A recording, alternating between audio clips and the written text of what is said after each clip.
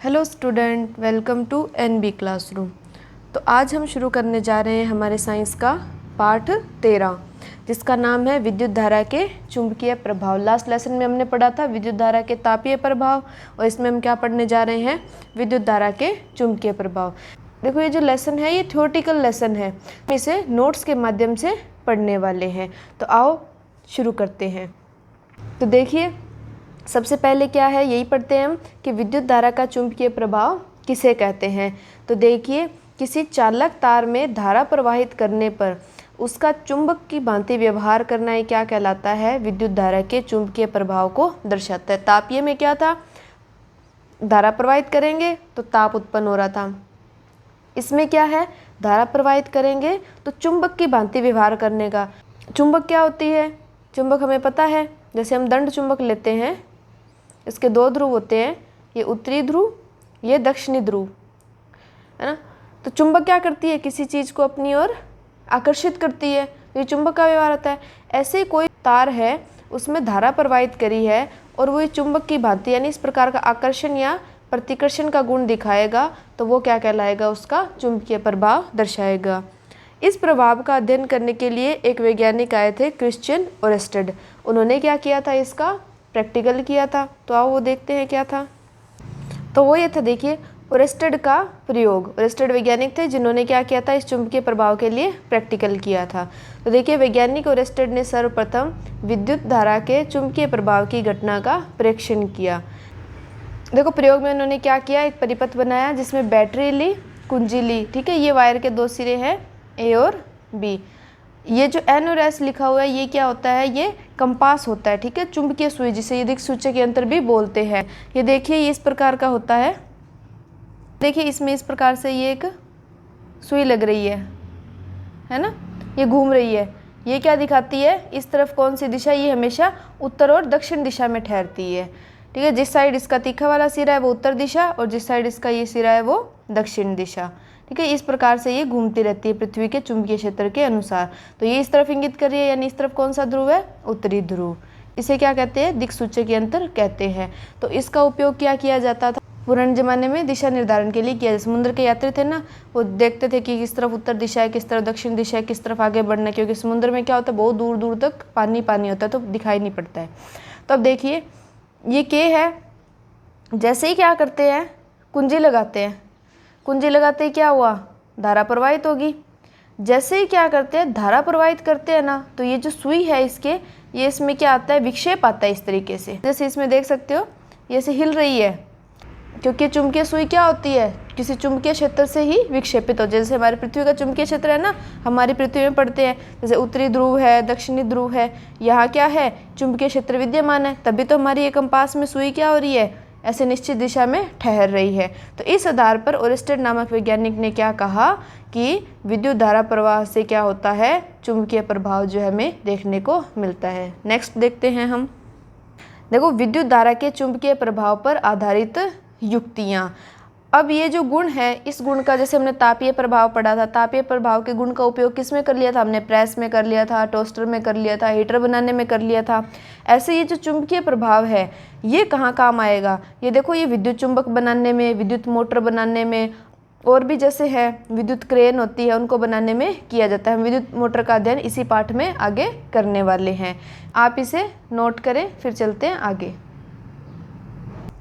हाँ, देखिए student, next आता है हमारे पास में, चुंबकीय क्षेत्र किसे कहते हैं। सिंपल सी बात है, देखिए, किसी चुंबक के चारों ओर का वह क्षेत्र जिसमें उसके बल को अनुभव किया जा सकता है, चुंबक का चुंबकीय क्षेत्र लेते हैं। तो देखिए स्टूडेंट, कैसे समझेंगे इसको। जैसे मेरे पास में क्या है, ये एक दंड चुंबक है। दंड क्यों बोल रहे हैं, क्योंकि एक छड़ के आकार की चुंबक है, हमारे लैब में प्रयुक्त होती है। अब देखो, जैसे ही मैं इस पिन को, किसी लोहे की वस्तु को यहाँ तक लाती हूँ, तो इसको खींच लेता है ना, ठीक है। ये इसको जैसे यहाँ रखा, ये खींच लिया, तो यहाँ क्या है, इसका चुंबकीय क्षेत्र है। और इसे यहाँ रखती हूँ, यहाँ इसको नहीं खींच रहा, यानी जहाँ तक इसके चारों ओर ये वस्तु, कोई वस्तु लेते हैं, ये बल का अनुभव करेगी, वो क्या कहलाएगा, उसका चुंबकीय क्षेत्र कहलाएगा। जैसे यहाँ है, यहाँ से इसने इसको खींच लिया, ठीक है, यहाँ से नहीं खींच रही, तो इसका क्या है, चुंबकीय क्षेत्र यहाँ तक है। देखिए स्टूडेंट कि चुंबकीय क्षेत्र क्या होता है, किसी चुंबक के चारों ओर का वह क्षेत्र जिसमें उसके बल को अनुभव किया जा सकता है, चुंबक का चुंबकीय क्षेत्र कहलाता है, जिसे हमने एक प्रयोग के द्वारा देखा। अब देखिए क्या होता है, दिक्सूचक सुई यानी ये जो कंपास है ना, इसके दोनों सिरे लगभग क्या होते हैं, उत्तर और दक्षिण दिशाओं की ओर संकेत करते हैं। उत्तर दिशा में होगा वो उत्तरी ध्रुव, दक्षिण दिशा में होगा वो दक्षिणी ध्रुव कहलाता है। अब एक चीज आती है कि चुंबकीय क्षेत्र सदिश राशि है जिसमें परिमाण व दिशा दोनों होते हैं। हमारे पास में दो प्रकार की राशियां होती है, कौन कौन सी, सदिश और अदिश। देखो परिमाण तो दोनों में होगा, इसमें भी परिमाण होगा, इसमें भी परिमाण होगा, लेकिन देखो सदिश, सदिश का मतलब होता है दिशा सहित, और अदिश का मतलब हो गया दिशा रहित। ठीक है, ऐसी राशि जिसमें क्या हो, परिमाण और दिशा दोनों हो, वो कौन सी होती है, सदिश। जैसे हमारे पास में चुंबकीय क्षेत्र क्या है, सदिश राशि, क्योंकि दिशा भी तो है ना, उत्तरी ध्रुव है, दक्षिणी ध्रुव है, किस दिशा में है, तो वो होता है। अदिश होगी, अदिश में क्या होता है, परिमाण होता है, दिशा रहित होती है। जैसे हम कार्य करते हैं, कार्य क्या है, अदिश राशि, क्योंकि कार्य का परिमाण तो हमें पता है, लेकिन जरूरत थोड़ी है दिशा, हम दक्षिण दिशा में कार्य करेंगे तो ही कार्य होगा, नहीं, ऐसा बिल्कुल नहीं। ओके, तो चलते हैं आगे। नेक्स्ट जो हमारे पास में डेफिनेशन आती है वो क्या है, चुंबकीय क्षेत्र रेखाएं। देखिए चुंबक के चारों ओर खींची गई काल्पनिक बंद रेखाएं जो चुंबकीय क्षेत्र को दर्शाती है, चुंबकीय क्षेत्र रेखाएं कहलाती है। इसको भी हम एक प्रयोग द्वारा पहले समझते हैं। देखो इस चीज़ को हम एक प्रयोग से समझेंगे। जैसे मेरे पास क्या है, ये दंड चुंबक है और इसके साथ में क्या है, ये कंपास सुई। अब आप देखो जैसे ही मैं इस कंपास सुई को ऐसे मूव करवाती हूँ इस ध्रुव से इस ध्रुव की ओर, तो आप देखना क्या दिख रहा है आपको, ये चुंबकीय सुई जो है ये मुड़ रही है ना। देखो पहले इस दिशा में थी, अब देखो धीरे धीरे देखो,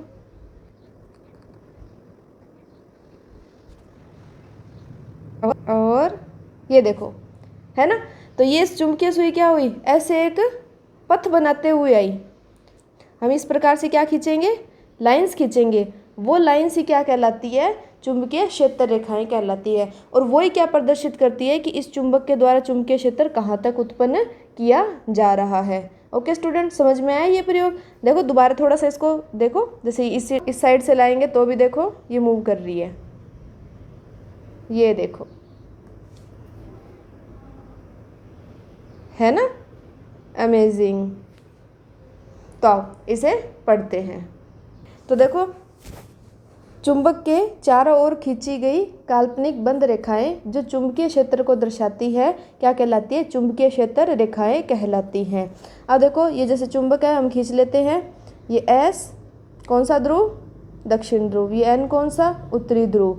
ठीक है, अब यहाँ एक बात लिखी है कि देखो चुंबक के बाहर जो इस चुंबकीय क्षेत्र रेखाओं की दिशा क्या होती है, उत्तरी ध्रुव से दक्षिणी ध्रुव की ओर होती है। जैसे हमने इसके ऐसे रेखाएं खींचे, ये एक नहीं होती, ये कई होती है ना, अलग अलग पथ है ना, उसके अकॉर्डिंग चलेंगी।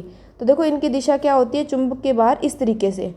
अब जैसे हमने चुंबक को मूव करवाया था तो उसमें तीर ऐसे ऐसे गमन किया था, तो हम बता सकते हैं क्या हो रहा है, ये उत्तरी ध्रुव है, ये दक्षिणी ध्रुव है, कि यहाँ से रेखाएं बाहर निकल रही हैं। ठीक है, इस प्रकार से, और एस इस अंदर जा रही है। और चुंबक के अंदर क्या होता है, ये जो एस ध्रुव है ना, एस, इससे दिशा किसकी तरफ होती है, एन की तरफ होती है। यानी एक पूरा क्या बनता है, एक बंद जो है लूप बनता है। इस तरफ भी दिखाएंगे हम इसको, देखिए, है ना, इस प्रकार से। और एन से निकलेगी तो तीर इस टाइप से, है ना, इस प्रकार से हम दिखा देते हैं, और ये इधर अंदर की ओर आ रही है। तो ये क्या कहलाती है, ये चुंबकीय क्षेत्र रेखाएं कहलाती है। अब देखो चुंबकीय क्षेत्र रेखाओं के गुण। देखिए चुंबकीय क्षेत्र रेखाएं एक बंद वक्र होती है, मतलब कभी खुली नहीं होती, ऐसे नहीं कि यहाँ जाके खत्म हो जाए, एकदम टूट जाए। चुंबकीय क्षेत्र रेखाएं एक बंद वक्र होती है। तो आप देखो देख सकते हैं, जैसे एस से एन गई, फिर यहाँ से यू निकली, क्योंकि चुंबक के चारों ओर ही रहेगा चुंबकीय क्षेत्र। ऐसे तो है नहीं कि ऐसे एक ध्रुव पे होगा, इधर नहीं होगा, दोनों तरफ ही रहेगा। तो ये क्या कराएंगी, एक बंद वक्र बनाएंगी। सेकंड है, देखो जहाँ चुंबकीय क्षेत्र रेखाएं निकट होती है वहाँ चुंबकीय क्षेत्र अधिक होता है। ठीक है, ये जो जैसे पास पास है तो ये चुंबकीय क्षेत्र क्या होगा, प्रबल होगा। यहाँ दूर दूर है तो यहाँ क्या होगा, चुंबकीय क्षेत्र दुर्बल होगा। इसको भी हम अभी एक प्रयोग से समझेंगे। नेक्स्ट देखिए क्या है कि दो चुंबकीय क्षेत्र रेखाएं कहीं भी एक दूसरे को प्रतिच्छेद नहीं करती है। यदि ऐसा हो तो प्रतिच्छेद बिंदु पर दो दिशाएं हो जाएगी जो संभव नहीं है। जैसे मैंने एक चुंबक ली, यहाँ से क्या हुई, चुंबकीय क्षेत्र रेखाएं निकली ऐसे, ठीक है, इस प्रकार से। मान लो दूसरी ऐसे निकली, यूं काट दिया इसको, तो ये जो काटा ना, इस काटने पे देखो एक दिशा तो इधर जा रही है, एक दिशा इधर जा रही है। अब ध्रुव तो हमारे पास में एक ही होगा भाई, उत्तर दिशा तो एक ही होगी, उत्तर दिशा ऐसे थोड़ी, अभी इधर भी हो रही है ऐसे, और ऐसे दो साइड हो रही है, तो दो साइड नहीं होती। तो इसलिए क्या होता है, चुंबकीय क्षेत्र रेखा एक दूसरे को प्रतिच्छेद नहीं करेगी। प्रतिच्छेद करेगी तो वहाँ पे क्या हो जाएंगी, दो दिशाएं हो जाएगी, जो कि क्या है, संभव नहीं है। आप नोट करें इसे, फिर चलते हैं आगे। ओके स्टूडेंट, समझ में आया? तो देखो नेक्स्ट एक छोटा सा प्रश्न है हमारे पास में कि क्या कारण है कि किसी चुंबक को लोह चुंबकीय पदार्थ से गुजारते हैं तो उसके सिरों पर ज़्यादा लोह चूर्ण चिपकता है। देखो ये डायग्राम में दिख रहा है इस प्रकार से, साइड में से क्या है, ज़्यादा चिपका हुआ और बीच में क्या है, कम चिपका हुआ है। तो देखो इसका क्या कारण होता है कि चुंबक के ध्रुवों पर चुंबकीय क्षेत्र रेखाएं क्या होती है, पास पास होती है। देखो यहाँ दिख रही है ना, देखो यहाँ पास पास होगी भाई, सिरा तो यहीं घुस रही है, सारी की सारी यहीं आ रही है वापस अंदर।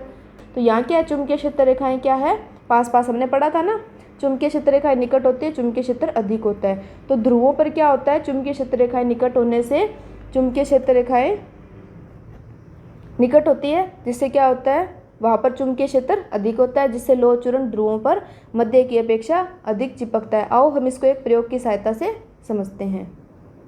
तो देखो स्टूडेंट, हमने एक बात पढ़ी थी कि चुंबक के ध्रुवों पर चुंबकीय क्षेत्र रेखाएं पास पास होती है, वहाँ पे कण ज़्यादा चिपकते हैं। बीच में क्या होते हैं, चुंबकीय क्षेत्र रेखाएं दूर दूर होती है, तो कण क्या होते हैं, कम चिपकते हैं। तो हम एक प्रैक्टिकल करते हैं। तो देखिए स्टूडेंट, मेरे पास क्या है, ये एक चुंबक है और यहाँ पर एक बोल्ट लगा हुआ है। देखो मैं क्या करती हूँ, इसके जो सिरे हैं ना, ये वाले और ये वाले, यहाँ से इस चुंबक को चिपकाती हूँ इधर। तो देखो ये यहाँ पर अटक गया। ऐसे ही दूसरा सिरा देखें, दूसरे सिरे से चिपकाया तो ये अटक गया। लेकिन ये जो बीच का सिरा है, हम जैसे इसको बीच के सिरे से चिपकाते हैं तो ये क्या होता है, ये देखो, ये बीच के सिरे से नहीं चिपक रहा। ये कहाँ से चिपक रहा है, केवल साइडों में से। तो सिद्ध हो गया कि चुंबक के सिरों पर तो होता है आकर्षण अधिक और बीच में कम। तो इस प्रकार हमने एक ये छोटा सा प्रयोग के द्वारा इस बात को समझा। ओके स्टूडेंट, तो देखा आपने किस प्रकार लोहे के बोल्ट से बीच में तो चुंबक चिपकती नहीं, गिर जाती है, और साइड में से चुंबक चिपकी रहती है। अब एक चीज़ और छोटी सी प्रॉपर्टी पढ़िए। देखो चुंबक के सहजातीय यानी समान ध्रुवों में परस्पर क्या होता है, प्रतिकर्षण होता है, और विजातीय ध्रुवों में क्या होता है, परस्पर आकर्षण होता है। जैसे हम चुंबक के n ध्रुव को n ध्रुव के पास लाएंगे तो क्या होगा, एक दूसरे से दूर भागेंगे। ऐसे ही s ध्रुव को s ध्रुव के पास लाएंगे तो भी क्या होंगे, दूर भागेंगे। लेकिन अगर हम विपरीत ध्रुवों यानी दूसरे विजातीय ध्रुवों को पास लाएंगे तो क्या होगा, परस्पर आकर्षण होगा। ये हम बचपन में दो चुंबक लेके प्रयोग करते हैं। एक साइड से चुंबक को अगर हम चिपकाते हैं तो वो चिपक जाती है, और ऐसे उस दूसरे चुंबक को पलट के करते हैं तो वो चुंबक क्या होती है, दूर जाती है। ओके स्टूडेंट, तो नोट करें इसे आप, है ना स्टूडेंट। बहुत ही इंटरेस्टिंग सा चैप्टर जो कि हमारे डेली लाइफ से जुड़ा हुआ है। हम छोटे छोटे प्रैक्टिकल अपनी लाइफ में करते ही रहते हैं, लेकिन इसके पीछे का कारण क्या है वो आज हमने जाना है। तो देखिए नेक्स्ट हम क्या याद करेंगे कि किसी विद्युत धारावाही चालक के कारण चुंबकीय क्षेत्र। अब हमें ये तो पता चल गया कि जैसे तार है उसमें हम धारा प्रवाहित करते हैं तो चुंबकीय क्षेत्र तो उत्पन्न होता ही है। ये चुंबकीय क्षेत्र किस प्रकार का हुआ, तो देखिए किसी धातु के चालक में विद्युत धारा प्रवाहित करने पर उसके चारों ओर एक चुंबकीय क्षेत्र उत्पन्न होता है। देखो जैसे ये तार लेते हैं ना, इस तार में अगर हम धारा प्रवाहित करते हैं ना तो इस तार के चारों तरफ, ठीक है, चारों तरफ चुंबकीय क्षेत्र उत्पन्न होता है। जैसे इस पेन को ले आप, है ना, इस तरीके से ये पेन है, इसमें मान लो इधर नोक की तरफ धारा जा रही है तो चुंबकीय क्षेत्र इसके चारों तरफ होगा। ठीक है, ऐसे नहीं है कि ऊपर की तरफ होगा नीचे नहीं होगा, इसके चारों तरफ क्या होगा, चुंबकीय क्षेत्र उत्पन्न होगा। अब इसमें हम अलग अलग प्रकार के तार लेते हैं तो उसके अनुसार हम चुंबकीय क्षेत्र को देखते हैं। तो पहला लेते हैं हम, देखिए स्टूडेंट्स क्या है कि सीधे चालक तार से विद्युत धारा प्रवाहित होने के कारण चुंबकीय क्षेत्र। ठीक है, हमें क्या लेना है, सिर्फ ऐसे सिंपल सीधा जो वायर है वो सीधा वायर लेना है, उसके कारण हम चुंबकीय क्षेत्र ज्ञात करेंगे। तो देखिए, किसी विद्युत धारावाही चालक तार में चुंबकीय क्षेत्र रेखाएं इस तार के चारों ओर सकेंद्रीय वृत्तों के रूप में होती है। ठीक है, यहाँ तो ये 2D डायग्राम बन सकता है, 3D देखो कैसे, जैसे ये पेन है ना, इस पेन के चारों ओर छोटा रिंग ऐसे चारों तरफ है ना, चारों तरफ सकेंद्रीय वृत्त क्या होते हैं, जैसे केंद्र पे तो ये तार होगा। ठीक है, तार केंद्र पे तो क्या होगा, तार, और इसके चारों ओर इस प्रकार से चुंबकीय क्षेत्र क्या होगा, उत्पन्न होता जाएगा। ठीक है, ये तार ऐसे खड़ा है इस तरीके से, और इसके चारों ओर इस तरह से सकेंद्रीय वृत्त के रूप में चुंबकीय क्षेत्र उत्पन्न होगा। इसका एक परिपथ चित्र भी यहाँ दिखाया गया है कि जैसे ये बैटरी है, बैटरी से धारा निकली, ये तार है, इस तार के चारों ओर चुंबकीय क्षेत्र उत्पन्न होता है। और चुंबकीय क्षेत्र, ध्यान रखना, तार के पास पास तो क्या होगा, चुंबकीय क्षेत्र रेखाएं पास पास होंगी, और दूर जाते क्षेत्र क्या होगा, कम होता जाएगा। तो ये जो चुंबकीय क्षेत्र रेखा है ये भी क्या होती है, दूर दूर होती जाती है। अब देखो, जैसे तार के पास अगर हम दिक सूचक सुई यानी जो कंपास था वो रखते हैं तो क्या होता है, उसके कुछ परिवर्तन है। देखो, धारा का मान कम करने पर विक्षेप भी कम होता है, सीधी सी बात है। जब धारा का मान कम कर देंगे तो चुंबकीय क्षेत्र क्या होगा, कम उत्पन्न होगा। क्यों? क्योंकि जो चुंबकीय क्षेत्र है ये इस धारा के कारण ही उत्पन्न होगा। धारा जितनी ज़्यादा चुंबकीय क्षेत्र का मान भी उतना अधिक, धारा जितनी कम चुंबकीय क्षेत्र का मान भी उतना ही कम।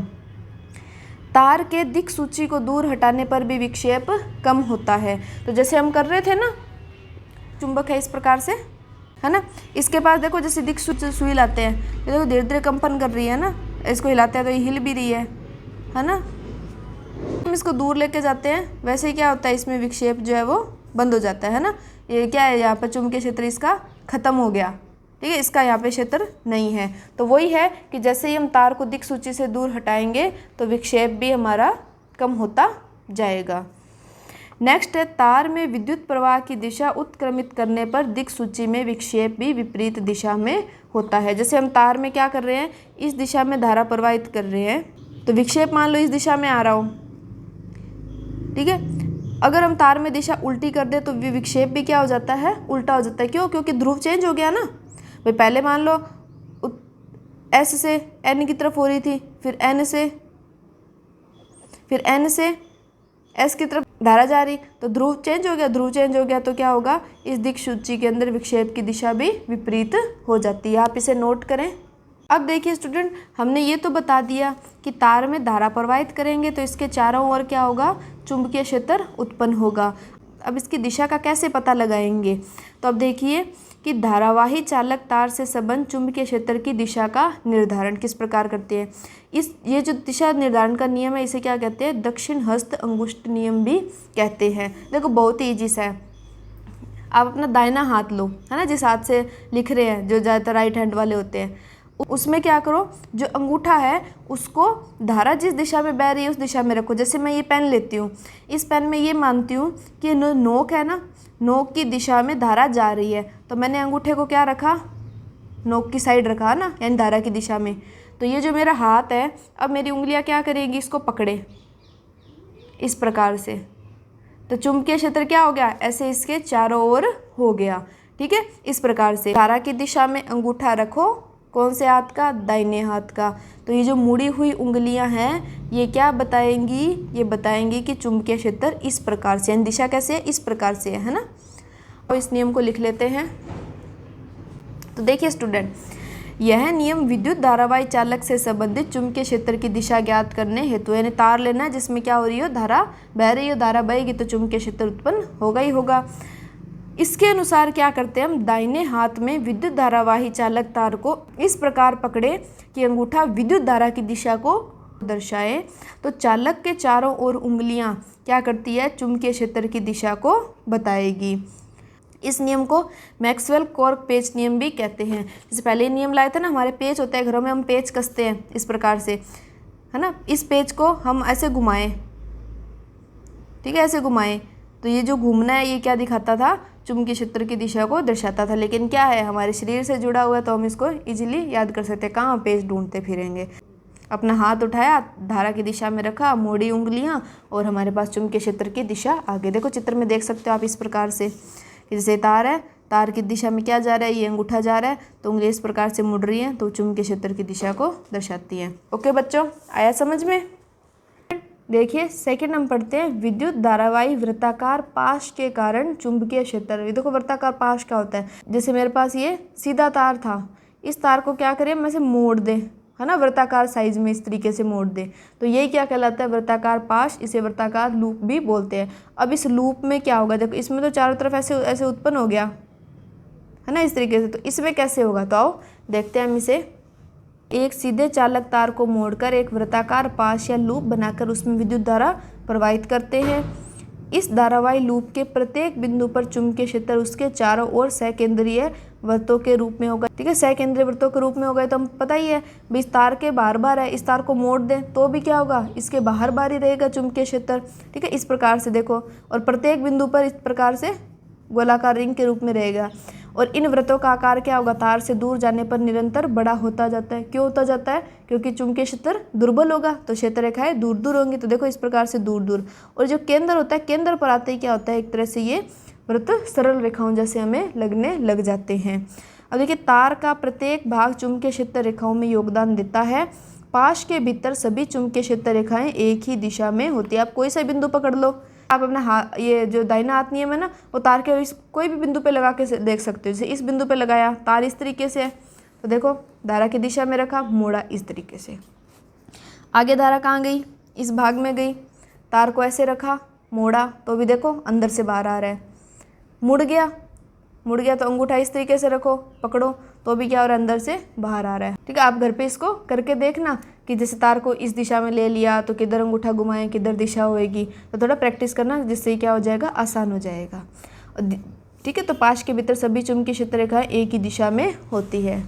नेक्स्ट चीज़ देखिए कि यदि लूप में n फेरे हों, हमने क्या ले लिया, स्मॉल n फेरे ली। अब तो हमने सीधा एक तार लिया, अगर हम तारों के ऐसे ना गोल गोल गोल गोल ऐसे तारों को लपेट ले, तो देखो जो चुंबकीय क्षेत्र होगा वो एक द्वारा जितना उत्पन्न होगा ना, उसका n गुना हो जाएगा। मान लो जैसे एक तार लिया सीधा, बस मोड़ दिया, उससे हमारे पास में चुंबकीय क्षेत्र का परिमाण कितना आ रहा है, मान लो 10 आ रहा है। अगर हम 10 गोले ले लें तो कितना हो जाएगा, 10 × 10 कितना आ जाएगा, 100 गुना हो जाएगा। इस प्रकार से देखो, इसका कारण क्या है कि प्रत्येक फेरे में विद्युत धारा के प्रवाह की दिशा समान है। ठीक है, धारा की दिशा समान है तो चुंबकीय क्षेत्र क्या हो जाएगा, प्रबल हो जाएगा। प्रबल हो जाएगा तो n गुना हो जाएगा। नेक्स्ट एक पॉइंट और देखते हैं कि किसी विद्युत धारावाही चालक के कारण उत्पन्न चुंबकीय क्षेत्र उससे दूरी के व्युत्क्रम पर निर्भर करता है। यानी जैसे तार है, इस तार से जैसे जैसे दूर जाते जाओगे चुंबकीय क्षेत्र भी क्या होगा, दूरी बढ़ेगी तो चुंबकीय क्षेत्र कम होगा। यानी चुंबकीय क्षेत्र को हम लिखते हैं b से लिखते हैं। ठीक है, इसका मान क्या होगा, इस हिसाब से 1/r, यानी r यानी दूरी का मान बढ़ेगा तो चुंबकीय क्षेत्र का मान घटेगा ना, ये दूरी बढ़ रही है तो चुंबकीय क्षेत्र का मान कम हो रहा है। इस प्रकार से ये निर्भर करता है, तो नोट करें आप इसे। ओके स्टूडेंट, तो आई बात समझ में। देखो तीसरा है हमारे पास में एक युक्ति है, परिनालिका में प्रवाहित विद्युत धारा के कारण चुंबकीय क्षेत्र। परिनालिका क्या होती है, सबसे पहले समझिए। देखिए ये चित्र में इस प्रकार की दिखाई दे रही है, यानी ये इसका मेन चित्र है। परिनालिका क्या होती है, जैसे चीनी मिट्टी का कोई क्या लिया, हमने खोखला बेलन ले लिया, ये देखो बेलन है, इसके बाद इस प्रकार से तारें लपेटी गई है, तो ये जो चीज़ बनती है इसी कुंडली को क्या कहते हैं, हम परिनालिका कहते हैं। चित्र में देख सकते हो, जैसे अंदर ये चीनी मिट्टी का पात्र ले लिया, इसके ऊपर कोई भी विद्युत तार ले लिया, हमने तांबे का तार ले लिया। विद्युत रोधी क्यों लेना है, देखो तांबे के तार में धारा प्रवाहित होगी, लेकिन ऊपर क्या होता है, कवर। हम कोई तार लेते हैं उसके बाहर इस प्रकार से कवर चढ़ा होता है प्लास्टिक का, उससे क्या होता है, बाहर की साइड जो है धारा की हानि नहीं होती है। तो विद्युत रोधी तांबे के तार की क्या होती है, अनेक फेरों की लिपटी कुंडली होती है, इस प्रकार से लिपटी रहती है, जिसे क्या कहते हैं, हम परिनालिका कहते हैं। अब हम इस परिनालिका के कारण ही क्या करेंगे, चुंबकीय क्षेत्र जो है ज्ञात करेंगे। तो देखिए परिनालिका में चुंबकीय क्षेत्र की विशेषताएं। देखो परिनालिका का एक सिरा उत्तरी ध्रुव और दूसरा सिरा दक्षिणी ध्रुव की भांति व्यवहार करता है। देखिए धारा प्रवाहित करेंगे तो इसके जो सिरे हैं वो उत्तरी और दक्षिणी ध्रुव, यानी हम इसको एक प्रकार से क्या मान सकते हैं, चुंबक मान सकते हैं, क्योंकि चुंबक में क्या होते हैं, ध्रुव होते हैं ना, तो इस प्रकार से इसके 2 ध्रुव होते हैं। सेकंड है देखो, परिनालिका के भीतर चुंबकीय क्षेत्र रेखाएं समांतर सरल रेखाओं की भांति होती है। अर्थात किसी परिनालिका के भीतर सभी बिंदुओं पर चुंबकीय क्षेत्र समान होता है। आगे चित्र में देखेंगे, देखो इसके अंदर चुंबकीय क्षेत्र क्या होता है, ये समांतर सरल रेखाएं होती है। ठीक है, दो ध्रुव बन गए, बाहर तो क्या होंगी, हमने पढ़ा था ना पीछे, देखो हमने पढ़ा था बाहर तो क्या होंगी, इस प्रकार से वक्राकार होंगी, लेकिन अंदर क्या होंगी, इस तरीके से जाती है ना, तो ये एक तरह से क्या होगी, परिनालिका के अंदर ये। ठीक है, चुंबक की तुलना हम क्या करें, एक प्रकार से प्रणालिका से करें, तो अंदर क्या होंगी, देखो इस प्रकार से समांतर होंगी और प्रतिच्छेद करती नहीं है, ये तो हमें ध्यान में ही है। देखो दिशा दिखाई गई है इस प्रकार से, देखो समांतर है और सिरों पर क्या है, वक्राकार। ठीक है, इस प्रकार से होती हैं। आप यहाँ तक नोट करो। ओके स्टूडेंट, तो यहाँ तक समझ आया आप सभी को। तो चलिए आगे चलते हैं एक इंटरेस्टिंग सी चीज़ की ओर। देखिए, हमने पढ़ा था कि परिनालिका का एक सिरा उत्तरी ध्रुव और दूसरा सिरा दक्षिणी ध्रुव की भांति व्यवहार करता है। तो देखिए हमारे पास इस तरह से घड़ी होती है ना, 12, जैसे 3, 6 और 9। देखो घड़ी की सुई इस तरीके से चलती है, पहले 12, फिर 1, 2, 3, इस प्रकार से। तो देखो ये घड़ी की दिशा में अगर सुई चलती है तो इस चीज़ को बोलते हैं हम क्लॉकवाइज। ऐसे ही इसके विपरीत अगर चले, देख सुई तो इस तरफ चल रही है, हम उल्टा चल रहे हैं, तो इसे क्या बोलते हैं हम, एंटी क्लॉकवाइज। तो अब देखिए हम S और N दो ध्रुव लेते हैं, S और N। तो देखिए इसको थोड़ा सा ये राउंड कीजिए और यहाँ तीर लगाइए, S पे जो इसके सिरे है वहाँ पे तीर लगाइए। तो देखो ये इस तरफ तीर आ रहा है, ये इस तरफ घड़ी की दिशा में जा रहा है ना, नीचे की तरफ, और ये ऊपर की तरफ। इसको देखिए, इसको राउंड करिए, तो देखो ये ऊपर जा रहा है और ये इधर वापस अंदर की तरफ। तो देखिए ये कौन सा हो गया, ये क्लॉकवाइज, और ये कौन सा हो गया, एंटी क्लॉकवाइज। यानी अगर हम परिनालिका के दोनों सिरे देखें, जिस तरफ हमको ये क्लॉकवाइज धारा की दिशा दिखाई दे रही है, तो वहाँ कौन से ध्रुव का निर्माण होगा, दक्षिणी ध्रुव का निर्माण होगा। और दूसरे जिस सिरे को देखेंगे, जिस सिरे पे हमें क्या दिखाई देगा, एंटी क्लॉकवाइज धारा बह रही है, तो वो क्या कहलाएगा, उत्तरी ध्रुव कहलाएगा। तो देखिए इस चीज़ को कि जैसे मान लो ये मैं क्या ले लेती हूँ, एक परिनालिका टाइप लेती हूँ, ऐसी तो होती है परिनालिका, इसके ऊपर ये इस प्रकार से क्या होते हैं, तांबे के तार जो है वो लिपटे रहते हैं। तो देखिए जैसे मैंने ये सिरा पकड़ा और इधर से देखा, तो मान लो उसमें ऐसे धारा प्रवाहित हो रही हो यूँ, तो कौन सा हो जाएगा, ये क्लॉकवाइज है ना, धारा की दिशा में जा रहा है, तो कौन सा ध्रुव बन जाएगा, दक्षिणी ध्रुव। ठीक है, ऐसे ही परिनालिका को देखे हमने, तो हमें यूँ लग रहा है धारा ऐसे जा रही है ना, कौन सा हो गया ये, एंटी क्लॉकवाइज। तो इसका मतलब कौन सा ध्रुव बनेगा, उत्तरी ध्रुव बनेगा। तो एक ट्रिक थी जिसके माध्यम से हम इस चीज़ को याद कर सकते हैं। देखिए एक छोटा सा प्रश्न है जो 1 नंबर में पूछा जाता है कई बारी, कि एक समान चुंबकीय क्षेत्र उत्पन्न करने वाली युक्ति कौन सी है, परिनालिका। देखो ये बात लिखी हुई है कि परिनालिका के भीतर चुंबकीय क्षेत्र क्या होता है, समांतर सरल रेखाओं की भांति होता है। अर्थात परिनालिका के भीतर सभी बिंदुओं पर चुंबकीय क्षेत्र समान होता है। ठीक है, तो हमारे पास प्रश्न हो कि एक समान चुंबकीय क्षेत्र उत्पन्न करने वाली युक्ति कौन सी है, तो परिनालिका हो जाएगी। या पूछे कि परिनालिका किस प्रकार का चुंबकीय क्षेत्र उत्पन्न करती है, तो कौन सा हो जाएगा, एक समान चुंबकीय क्षेत्र हो जाएगा। अब नेक्स्ट एक इम्पोर्टेंट सी चीज़ हम देखते हैं कि विद्युत चुंबक। हमने शुरू में पढ़ा था कि विद्युत धारा के चुंबकीय प्रभाव जो है वो विद्युत चुंबक बनाने में प्रयुक्त किया जाता है। तो ये क्या होती है, आओ समझते हैं। देखिए परिनालिका के भीतर प्रबल चुंबकीय क्षेत्र उत्पन्न होता है, क्योंकि देखो चुंबकीय क्षेत्र रेखाएं क्या होती है, पास पास होती हैं। अतः परिनालिका के भीतर किसी चुंबकीय पदार्थ जैसे नरम लोहे आदि को रखकर चुंबक बनाया जाता है, तो इस प्रकार बने चुंबक को विद्युत चुंबक कहते हैं। अब इसके अंदर चुंबकीय क्षेत्र तो उत्पन्न हो गया, इसके अंदर हम कोई पदार्थ जिसे हमें क्या बनाना है, चुंबक बनाना है, विद्युत चुंबक बनाना है, उसको रख दो। रखने पे क्या होगा, इसका जो चुंबकीय क्षेत्र होगा उससे वो पदार्थ किस में बदल जाएगा, चुंबक में बदल जाएगा। हम कई बार प्रयोग करते हैं ना, जैसे हम चुंबक लेते हैं, उसके कोई लोहे का टुकड़ा रगड़ते हैं, किसी चीज़ से चिपकाते हैं, तो वो थोड़ी देर क्या होता है, किसी दूसरी चीज़ से चिपकता है, यानी इसके चुंबक का गुण दूसरे पदार्थ के अंदर भी आ जाता है। तो ऐसे ही परिनालिका के अंदर हम ये नरम लोहे का पदार्थ रखेंगे जिससे क्या होगा, वो चुंबकित हो जाएगा। ओके स्टूडेंट, समझ में आया? आज के लिए बस इतना ही। आप इस चैप्टर को अच्छे से समझें और नोट्स लिखें। ये चैप्टर क्या बहुत ही आसान सा, देखिए सिंपल सी चीज़ें हमने इसके अंदर पढ़ी थी। नेक्स्ट क्लास में हम कवर करेंगे इससे आगे का chapter. Okay student, thank you for watching.